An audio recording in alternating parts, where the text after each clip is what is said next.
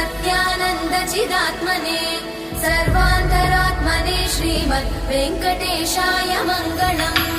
स्वतः सर्वविदे सर्वशक्तये सर्वशेषिणे सुलभाय सुशीलाय वेङ्कटेशाय मङ्गलम्। परस्मै ब्रह्मणे पूर्णकामाय परमात्मने प्रयुञ्जे परतत्त्वाय वेङ्कटेशाय मङ्गलम्। आकालतत्त्वमशान्तमात्मनामनुपश्यताम् अतृप्त्यमृतरूपाय वेङ्कटेशाय मङ्गलम्।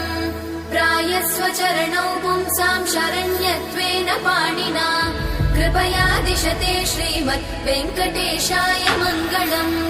दयामृततरङ्गिण्यास्तरङ्गैरिव शीतलैः अपाङ्गैः सिञ्चते विश्वम् वेङ्कटेशाय मङ्गलम्।